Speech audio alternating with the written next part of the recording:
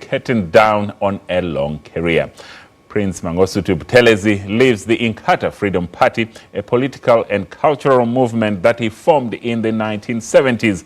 Buthelezi has few contemporaries still in politics today, but the one he holds in most regard has since died.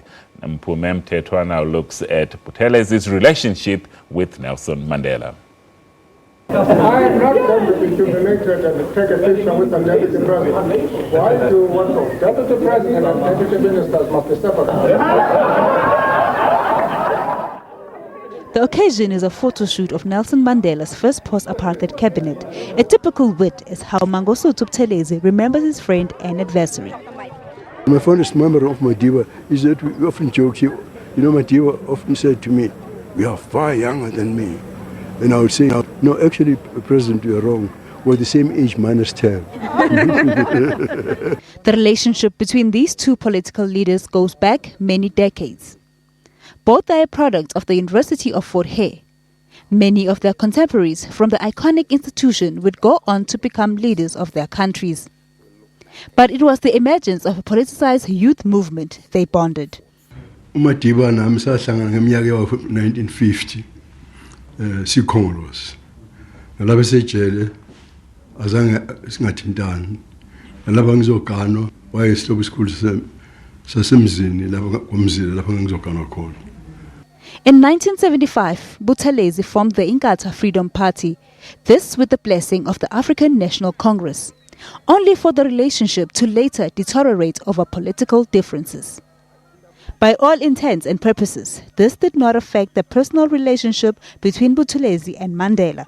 Some believe this was due to Buthelezi consistently declining homeland independence and political deals until Mandela was released from prison and the unbanning of the ANC. The political conflict between the two parties, which went on through the 1980s up to Mandela's release and democratic elections, resulted in over 20,000 people dying. At the heat of the conflict, the two leaders met to bring an end to the bloodshed, promising to work together to promote national reconciliation. We are committed to follow any course which can bring about peace, generally in the country, and in KwaZulu-Natal in particular. After winning the country's first democratic elections of April 1994, Mandela formed a cabinet that included a number of opposition party members, among them Buthelezi to lead the Home Affairs portfolio. I called Sanger to give him a hiding, according to our tradition, because he is my younger brother. But of course I had a difficulty, because he is at the same time an important traditional leader. He is my chief, and therefore my leader in that regard.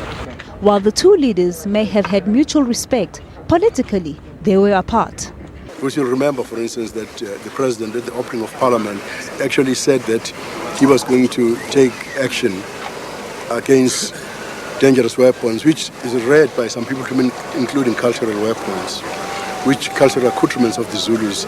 That doesn't augur well even for Imbizo, because I cannot imagine that Zulus can go to an Imbizo without their cultural accoutrements. Deputy ministers. Whatever the differences, Mandela showed trust in Buthelezi, appointing him acting president. In fact, Buthelezi was the only opposition leader Mandela left to run the country, and this he did a whopping 22 times. The relationship between Nelson Mandela and Mangosuthu Buthelezi embodied a generation that held mutual respect in high regard, no matter one's political persuasion. As one of the last remaining elders from the first democratic parliament, Buthelezi never misses an opportunity to remind South Africans of Mandela's teachings. Nelson Mandela said, and I quote him, "It is easy to break down and destroy. The heroes are those who make peace and build," unquote. When the